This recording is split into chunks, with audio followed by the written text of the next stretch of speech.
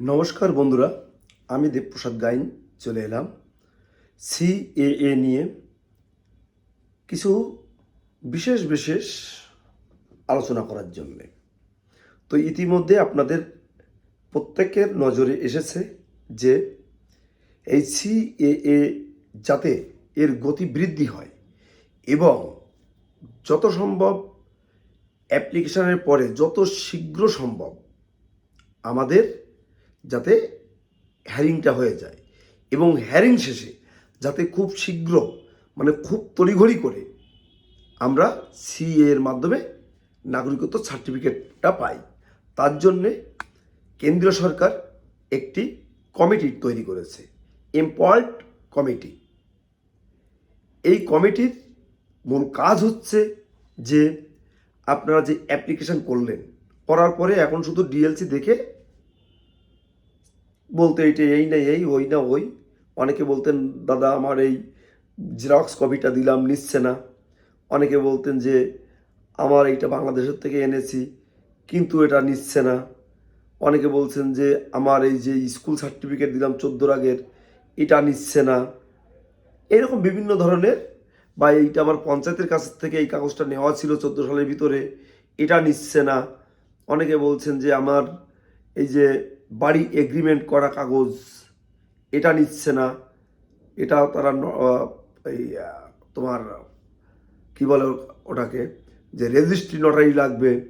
এই সমস্ত বিষয়গুলো নিয়ে যখন ডিএলসি একটা বড় ধরনের তালবাহানা করা শুরু করেছে বা প্রথম থেকে করছে, সেটা আমরা এখানে ওখানে বিভিন্ন জায়গায় নেতৃত্বর কাছে আমরা ফোন টোন করে যতটুকু পারি ততটুকু আমরা কিন্তু আপনাদের মেকআপ দেওয়ার চেষ্টা করি।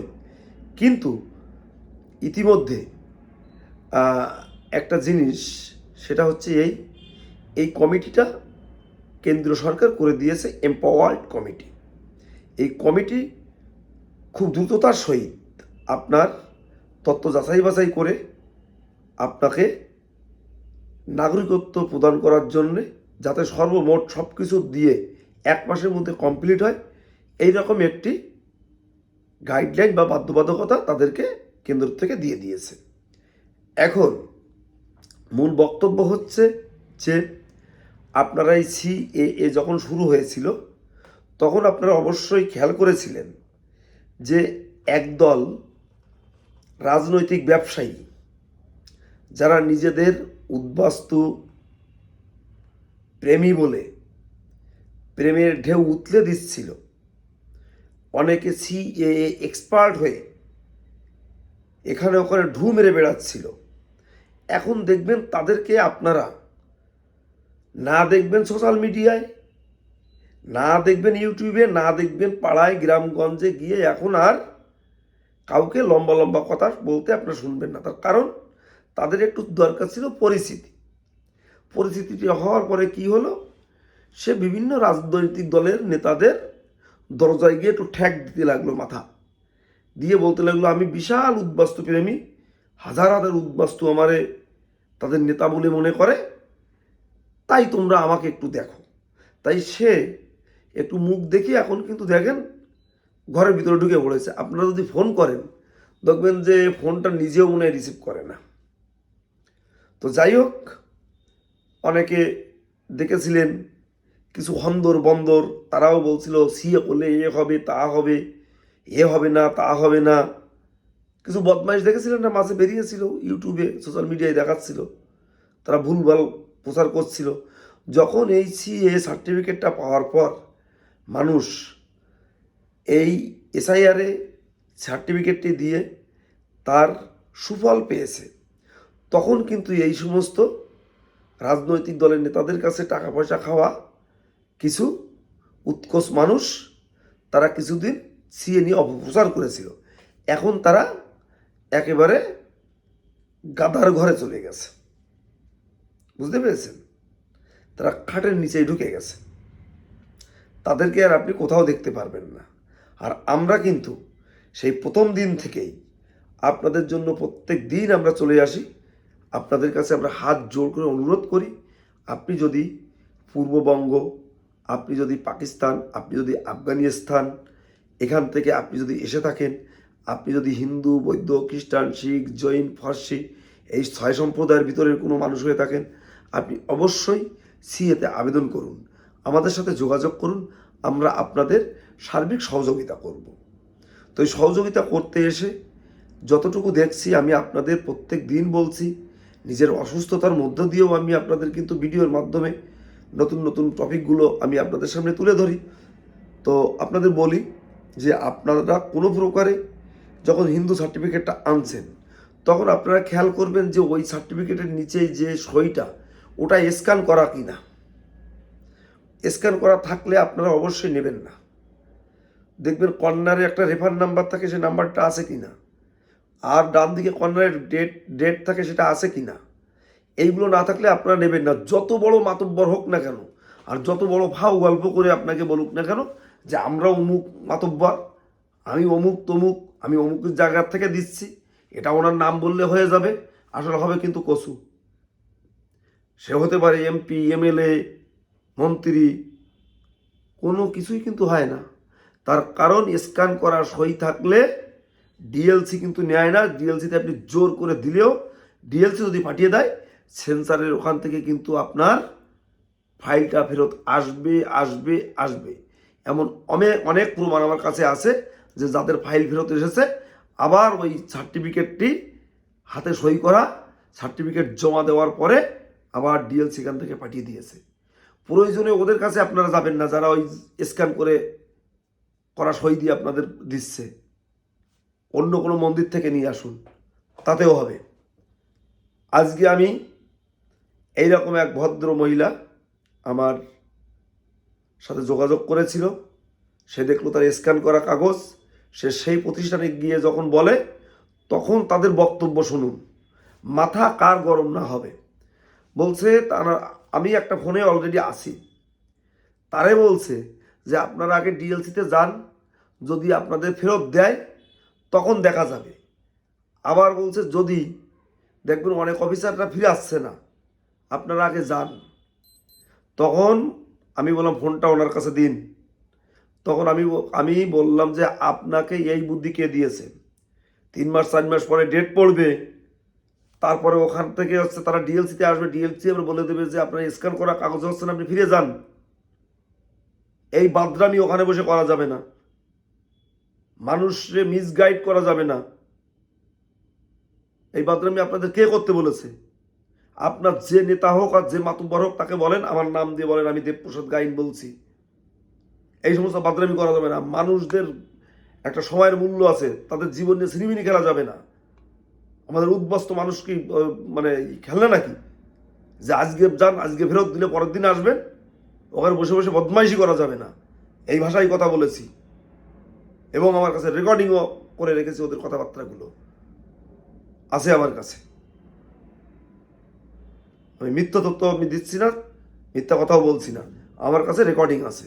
ওরা যদি এরপর থেকে এরকম স্ক্যান করা কাগজপত্র দিয়ে বাদরামি করে, তাহলে ওদেরকে ছাড়া হবে না, উনি যত বড় মাতব্বর হোক না কেন। টাকা পয়সা দিয়ে একেতে লোকের টাকা পয়সা দিয়ে সার্টিফিকেট নিতে হচ্ছে কেন? যাদের দরকার ছিল, যে সমস্ত মানুষগুলো যে আমরা অমুক প্রতিষ্ঠান, আমরা অমুক ধর্মীয় প্রতিষ্ঠান, আমরা ফ্রিতে দিচ্ছি, নিয়ে যাও, একটা ব্যবসার জায়গা খুলে নিয়ে বসে থাকলে হবে না। তারপরেও মানুষ কিন্তু এত কষ্ট ক্লেশ করেও কিন্তু টাকা পয়সা দিয়ে সেই সার্টিফিকেটগুলো কালেকশন করছে। আবার আপনারা বলছেন কি আপনারা যান, যদি ফেরত দেয় পরে আসবেন। এই সমস্ত বাদরামি কোনো প্রকারে আমরা বরদাস্ত করবো, সহ্য করবো না। এর পরবর্তীতে আপনাদের প্রতিষ্ঠানের নাম দিয়েই আমরা বলবো যে আপনারা এই সমস্ত বদমাইশি করছেন, বাদরামি করছেন। আপনাদের প্রতিষ্ঠানের যাদের দিয়ে এগুলো করাচ্ছেন তাদের সাথে কথা বলার রেকর্ডিং আমার কাছে আছে। আমি কিন্তু হুঁশিয়ারি দিলাম প্রথমে, এটাই হচ্ছে কথা। আর আপনাদের বলবো, আপনারা বাংলাদেশ থেকে যে সমস্ত ডকুমেন্টস আনছেন, অনেক ডকুমেন্টসে মনে করেন আপনার বাবার নাম রথীন্দ্রনাথ রায় বাংলাদেশে, এখানে আছে রথীন সরকার, ফার্স্ট ক্লাস ম্যাজিস্ট্রেট লাগবে। অনেকের বাংলাদেশে পর্চাতে আছে রথীন রায় বা রথীন, তার পিতার নামের আছে যতীন রায়, কিন্তু রথীন রায় টাইটেল নেই ওখানে লেখা। এটাতেও কিন্তু আপনাদের সমস্যা হবে। তাহলে রথিন আর এখানকার রথিন রায় একই ব্যক্তি, এর জন্যও কিন্তু আপনাকে একটা কোর্ট অ্যাফিডেভিট করতে হবে ফার্স্ট ক্লাস ম্যাজিস্ট্রেট দিয়ে, তাহলে এটা কিন্তু গ্রান্টেড হবে না। আপনি ডিএলসিতে গিয়ে আপনি জোর জার করে যদি পাঠিয়েও দেন, সেন্সারে কিন্তু আপনি আটকা পড়ে যাবেন। এটা একেবারে আমার দেখা এবং আমার চরম অভিজ্ঞতা। তার কারণ আমি অনেক সময় ডিএলসিতে অনেক অনেক কাগজ দিতে বাধ্য করিয়েছি, সেই সমস্ত কাগজগুলো কারণে সার্টিফিকেট না হয়ে কিন্তু ফেরত এসেছে, এরকম প্রমাণ কিন্তু আমার কাছে আছে। তাই আমি বলবো, আমরা কোনো জোরজার করব না। আমরা যখন অ্যাপ্লিকেশান করব, আমরা প্রথমেই দেখব যে আমার ভারতের 2014 সালের ভিতরকার কোনো ডকুমেন্টস আছে কি নেই, বাংলাদেশের আমার কোনো ডকুমেন্টস আছে কি নেই। আমি যখন এখানে ধর্মীয় সার্টিফিকেটটা দিচ্ছি, এই সার্টিফিকেটটা আমার সইটা স্ক্যান করা কি না, কোনায় রেফার নাম্বার আছে কি না, ডান দিকে কর্নারে ওখানে ডেট আছে কি না, এগুলো দেখে শুনে আমাদের কাজ করতে হবে।